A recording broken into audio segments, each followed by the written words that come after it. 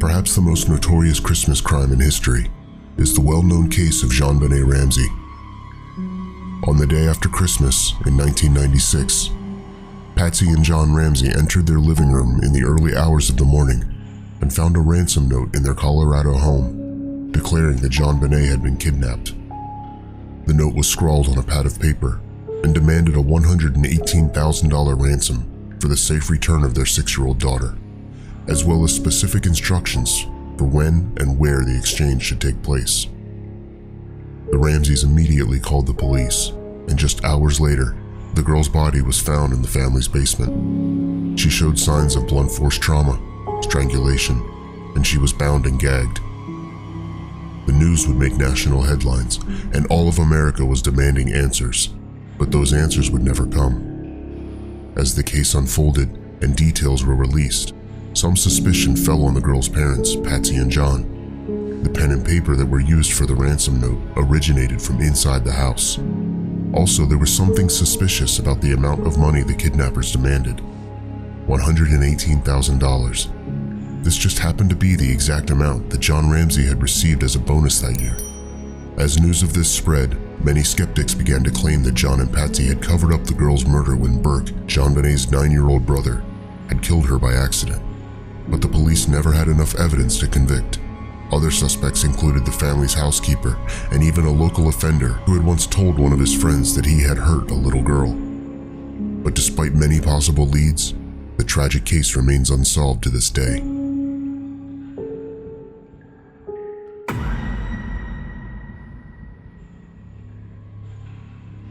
On December 23, 1990, 15-year-old Tammy Homolka fluttered around her family's home in Ontario, Canada, as she helped her parents prepare for the Christmas party that was happening that night.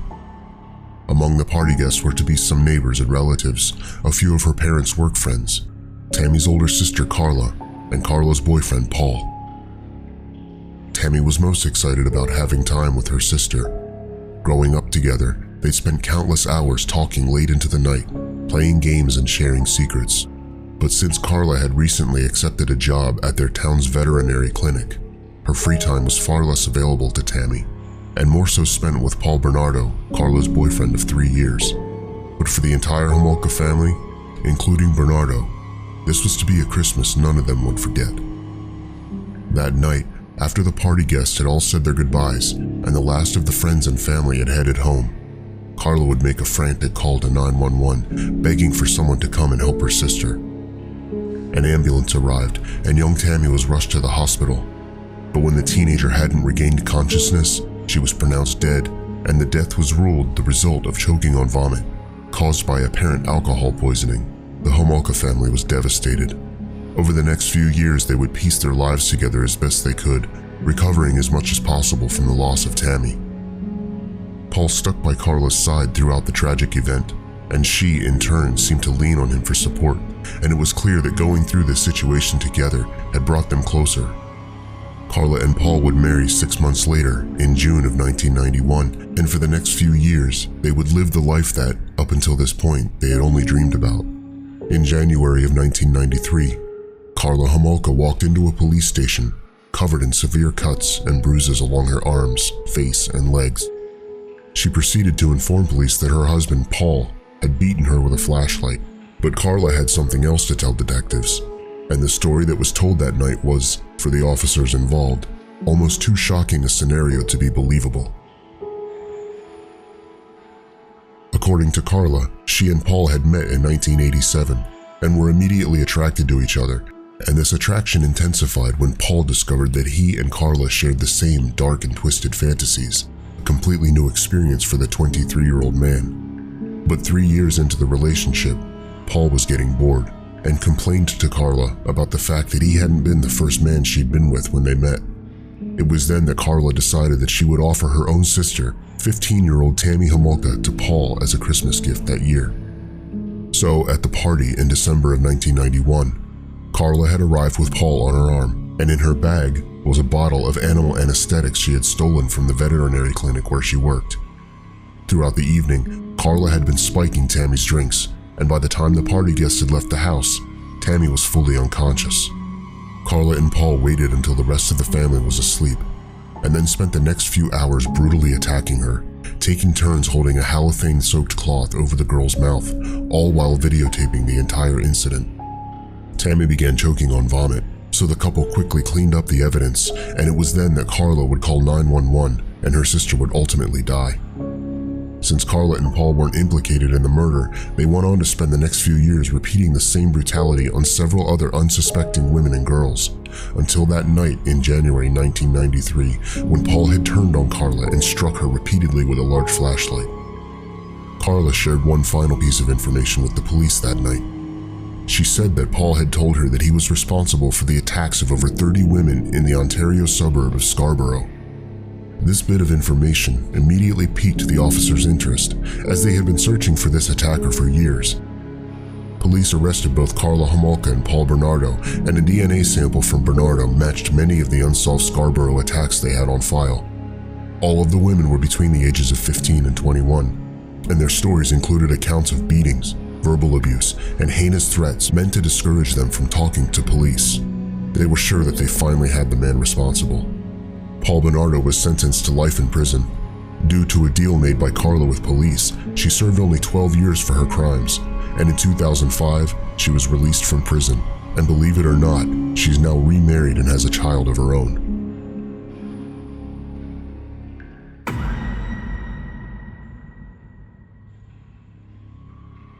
A $5,000 reward. That's what the poster said. Wanted, $5,000 reward for missing persons. 5 children, brothers and sisters, missing since December 24th, 1945. To this day, no one really knows what happened to 14-year-old Maurice, 12-year-old Martha, 9-year-old Louis, 8-year-old Jenny, and 5-year-old Betty. On Christmas Day, 1945, the citizens of Fayetteville, West Virginia woke to a tragedy. The home of Jenny and George Sodder had been devastated by a fire and left half of the couple's 10 children dead. Or were they? Hours prior, Jenny Sodder was fast asleep in her bed, and at 12:30 a.m. she was suddenly awoken by the phone ringing. She answered, but she only heard a man's muffled voice weaving through the ebb and flow of clinking glasses and other social ambiance. She went back to bed, only to be startled awake again shortly after by a loud bang and then a rolling noise on the roof. She went back to sleep once more, and an hour later, she woke to see the entire house filled with smoke. 4 of the Sodder children escaped out of the house to safety, and the young teenager Marion ran to a neighbor's house and called the fire department. It took hours for help to arrive, and during that time, George and Jenny tried every possible way to get to the children who were stuck inside, but despite their effort, they were unable to reach them. It took only 45 minutes for the Sodder home to burn to the ground. What remained of the family stood huddled together near the ashes of what was their life, each one drenched in the shock of what the night had brought them: loss, despair, and a multitude of unanswered questions. The first of the questions pertained to the police inspector's report on what caused the fire. He had written it up as being started by faulty wiring, but George and Jenny couldn't imagine that possibility since they had never experienced any electrical issues in the past. Then, why was it that when George and Jenny were trying to rescue their children, they were unable to find George's ladder? It was inexplicably missing. Third, the fire department was called just after the first of the children escaped, but the responders hadn't arrived at the scene until hours later, despite the fact that the fire station was only 2 miles down the road. And finally, one of the most harrowing questions was regarding the lack of human remains among the ashes. The police chief had reported that the blaze had cremated the bodies, but Jenny had learned from a crematorium that human bones will remain intact at temperatures of up to 2,000 degrees for more than 2 hours.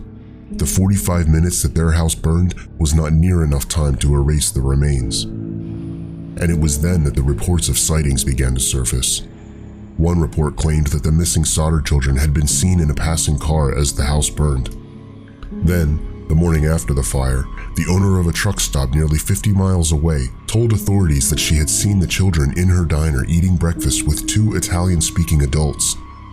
Jenny and George Sodder tried to get the FBI involved, but they were turned away and would spend the rest of their lives looking for their lost children.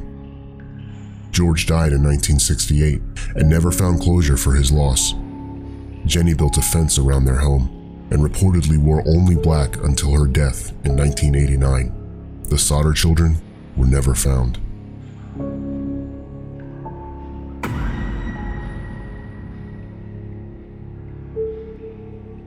On Christmas morning 2011, William Wallace sat with his wife, Zazelle Preston, and watched his kids unwrap their gifts.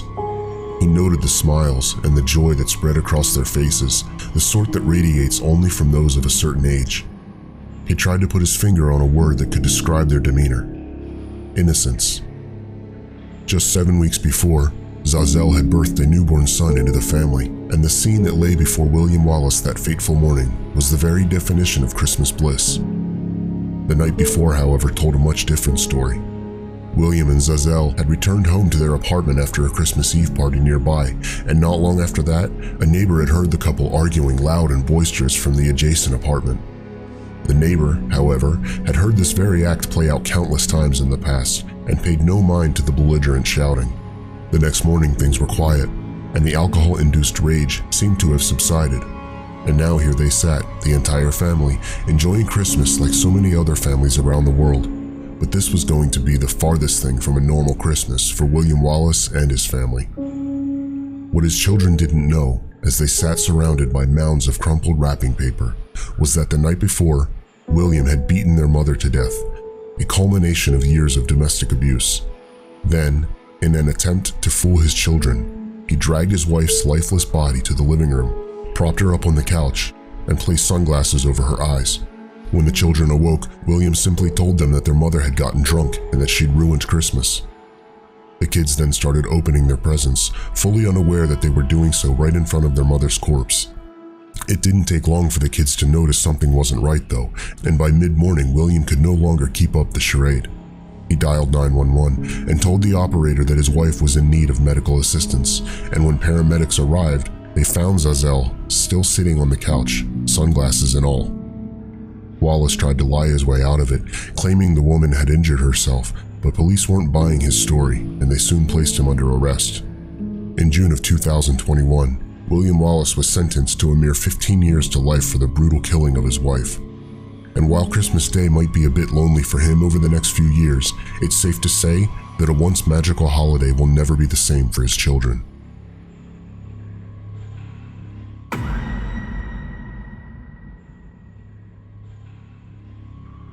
Santa Claus arrived at his destination in Covina, California on Christmas Eve in 2008.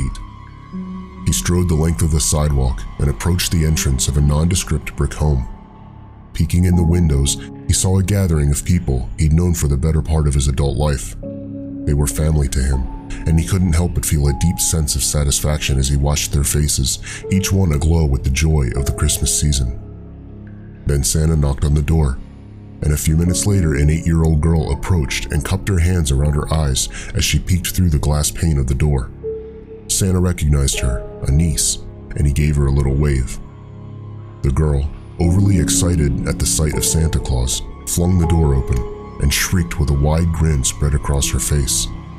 And then Santa pulled out a rifle he'd been hiding in an oblong gift-wrapped box and took aim. Hours later, Santa was dead, killed by a self-inflicted gunshot wound to his temple, but not before ending the lives of the entire family of his ex-wife Sylvia, including Sylvia herself, her parents, her 2 brothers and their wives, her sister, and her 17-year-old nephew.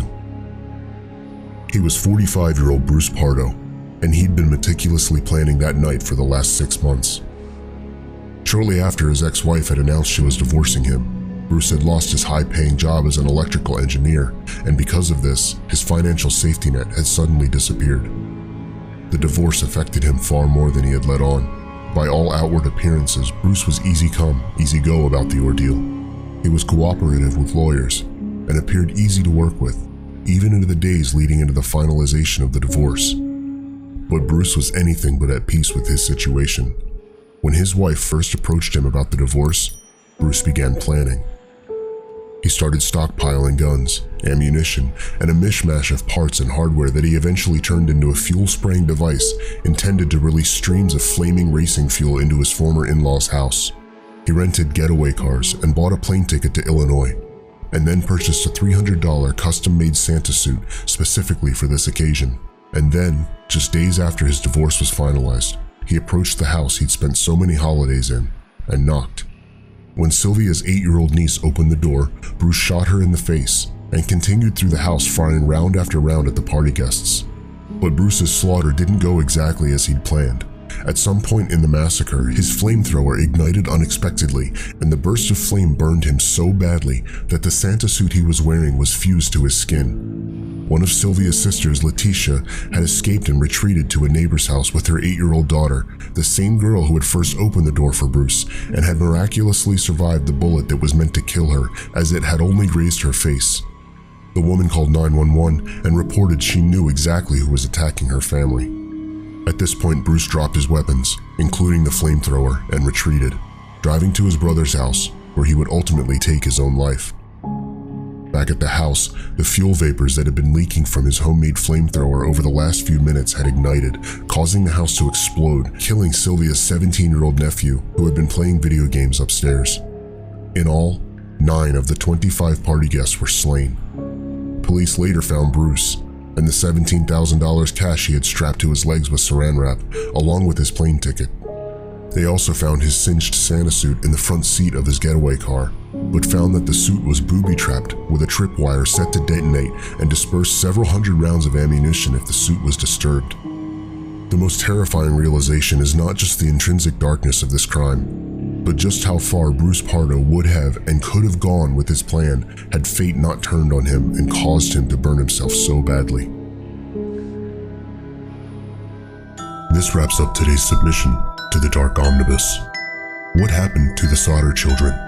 Did Karla Homolka serve enough time in prison for her crimes? I want to know what you think. If you're looking for more strange and scary stories, be sure to watch this video and learn the horrifying backstories behind some of history's creepiest images. Until next time, Dark Ones.